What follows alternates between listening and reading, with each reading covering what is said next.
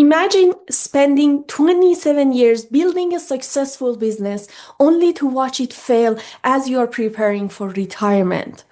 My guest today joins me to discuss a real world example of this unfortunate situation and what business owners can do to prevent it from happening to them. Welcome to Business Beyond You, the one stop hub for insights, conversations, and perspectives business owners need to build businesses that last beyond it.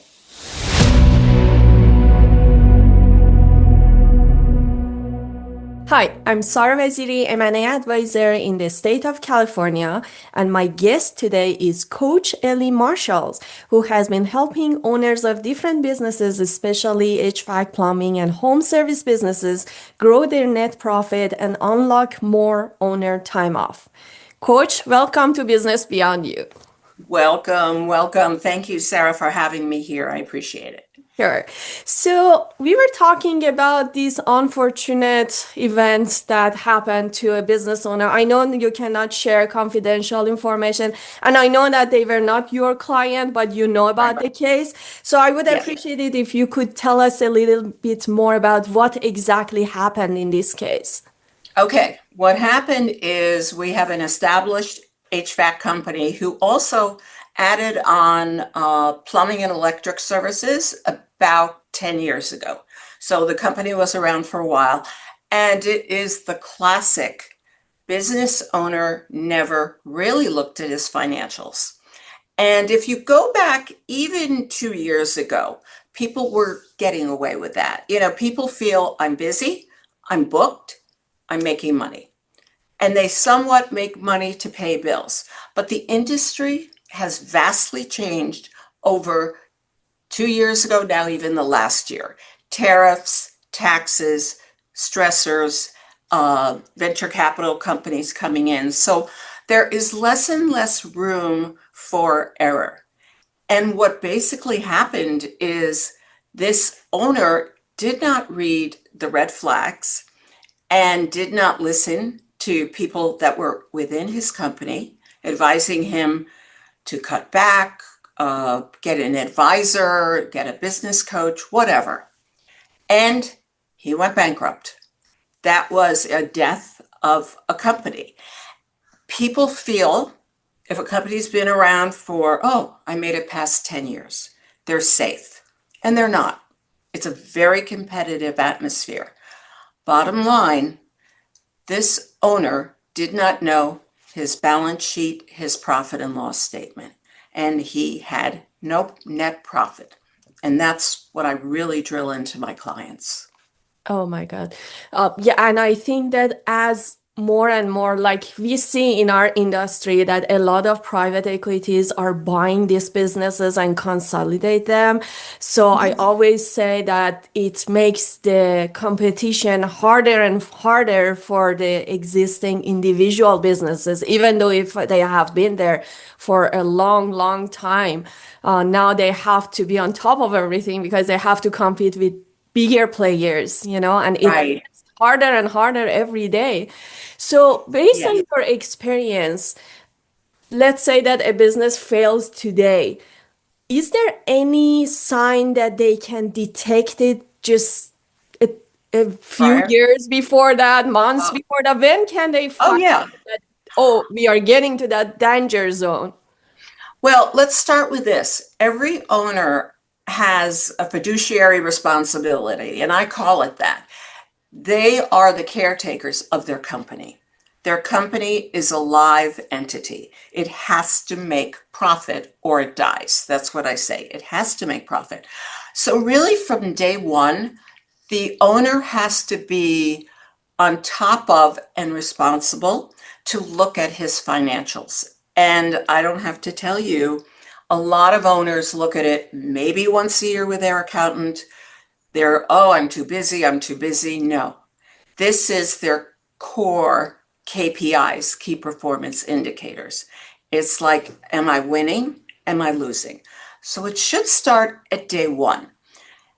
It's a ritual that should, honestly, I have people look weekly just to see what's happening. Why? Because if something starts slipping if you look at it weekly, it's going to be a lot easier to fix than monthly or every quarter. Once you get to 6 months, 1 year, it's a lot harder to make up for a deficit. Mhm. So that's the number one thing. The financials are the backbone, the blood of the company. So that is where they have to start. Now, the financials also show you the warning signs. And it is not just in the P&L, the profit and loss, it's also in the balance statement, which is something owners never look at and never understand. I'm not going to go into detail, but these are core pieces of your responsibility Mhm. to understand and look, because everything will be there. That is the last place they look. It's really true. When I talk to clients or really prospects, they're, I would say 90% of the time, clueless. And I don't want to dump them all in a big bucket, but I'm talking about even clients that are over 25 million. So it's being very regimented on looking at your financial statements and seeing, because if you're not making a net profit, that's the end number in the profit and loss. That's after everything has been paid. If you're not looking at that, that is a problem. And that'll show you the warning sign.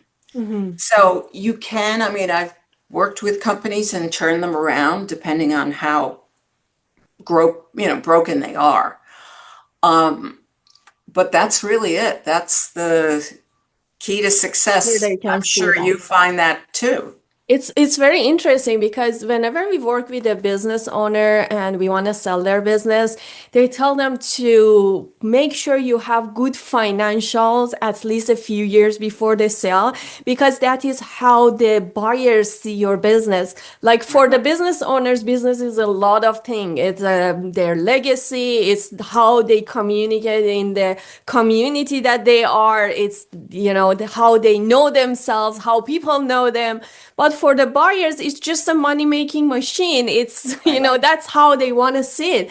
But Yeah. based on what you see, that financials is not just important for the sale. It's important for the day-to-day and the survival of a business.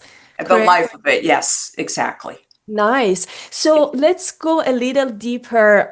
I know that Okay. when owners have the business, a lot of times what happens is that in business environment, a lot of things change. Like for Mm. example, the wages change, the material they buy change. So isn't that the reason they need to constantly monitor their costs and, see the financial to decide if their current pricing work or not, not only for the whole company, for individual services or products that they are offering to the customers, correct?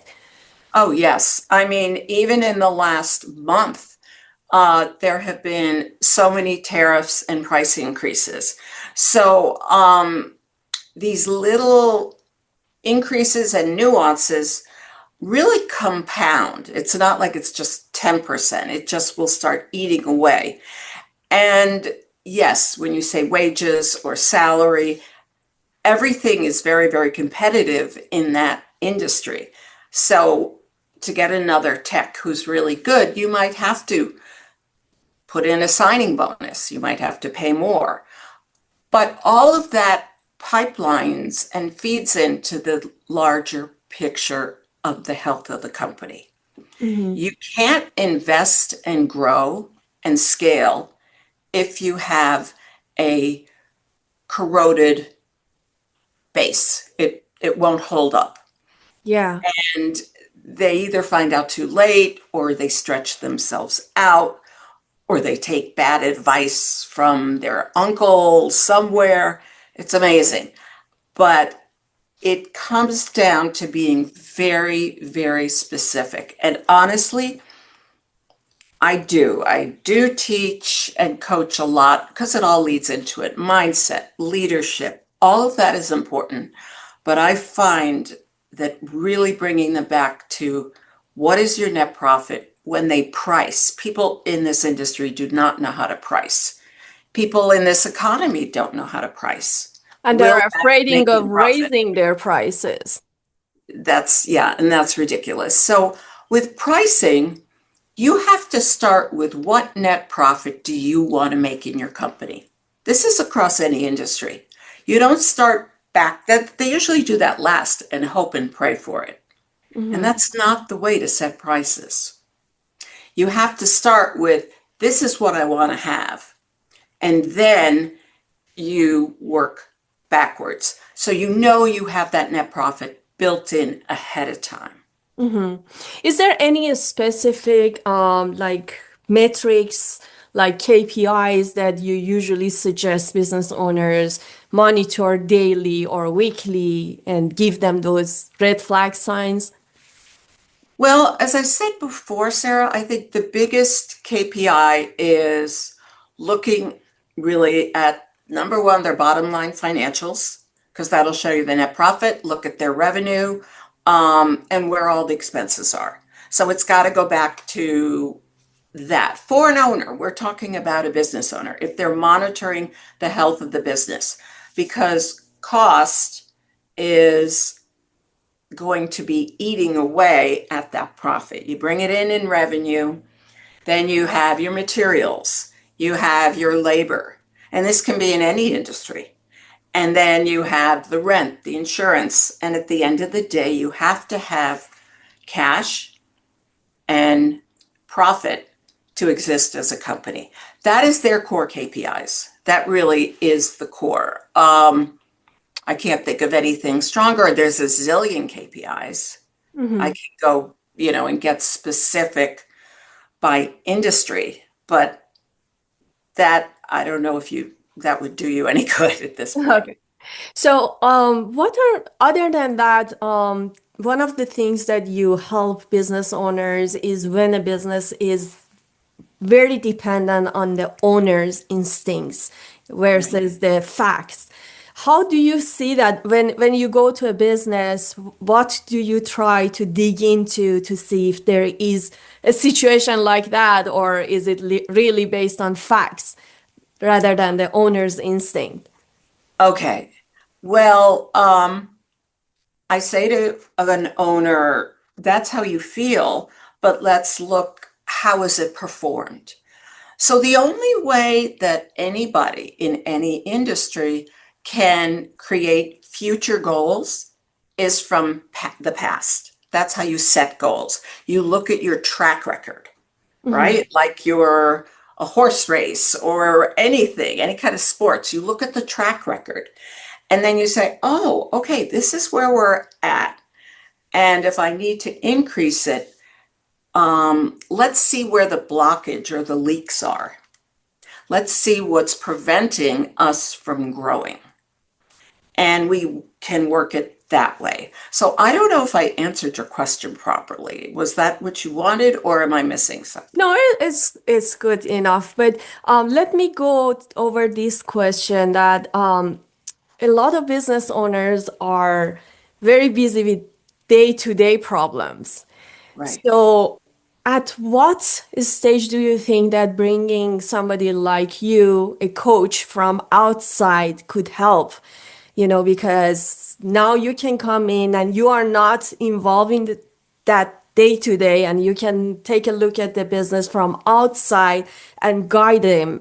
What are the signs that somebody can see and say, "Oh, I need somebody like that"? Well, it's definitely at that point, it's a mindset of the owner. He realizes that he has hit a wall or she has hit a wall. They can't keep going the way they're going, and they are not growing. And whatever, there could be a million issues. There can be a lot of their team turns over, or the competition has really became very, very fierce. But it really is a point where they say, I'm afraid, or I can't go on. Now, I will say I've had clients who are doing really, really well and call me and say, I'm growing. I don't know what to do, because it is not in their landscape. hmm So there's a great, very famous book. The E-Myth Revisited by Michael Gerber. Yeah. Gerber baby food, think of that. So basically he says people go into business because they know their trade. In his book, it was Sara and her pies. She knew how to bake pies. But does she know how to run a business? No. No, most people really, I mean, it sounds easy. It's a lot more difficult and technical than you think. So that's the passion that's behind a lot of businesses. I'm sure you find that. Hmm. But then when reality hits and the door closes and it says owner, and it's not operating the way they want, it could be very dysfunctional. They can have barely any systems, which is important for efficiency. That's the point where owners usually say, enough, I need help. And honestly, I wish owners would look in the mirror sooner because they can just scale so much faster and easier. If they got the help, they're not supposed to know all the answers. Correct. Correct. Coach Ellie, thank you so much for joining us Thank in you. this episode of Business Beyond You. As a last question, you know, in Business Beyond You, we are trying to focus on building businesses that last beyond the owner. What is the one suggestion you can have for the owners to do in order to achieve that? I would say you are not the business. Owners get very wrapped up that it's me, it's the business. No, you have a responsibility to make this company run as best as possible, to make it profitable. I press profit because it means they'll live and grow. And uh, they need to take that responsibility very seriously and do what it takes, read books, whatever it takes to build the knowledge to compete in this very, very aggressive market. Thank you so much. Tell our audience how exactly you work, when they can reach out to you, and how they can reach out to you. Okay, I work all the time. No, I work a lot and I'm very dedicated to my clients. I take on what they call one-to-one private coaching clients. So I build plans for them. It's very, very tailored, very unique. To reach me, you can go to my website, www.coachellemarshall.com. And there are all kinds of ways you can click a button and you can have a free business health check. That's important. It's complimentary. And I coach them for 1 hour and bring up what's working with their business and what they may want to improve. Nice. Thank you so much. And we will add that information under the Thank you. video. And I wish you the best. Thank you, Sarah, for having me.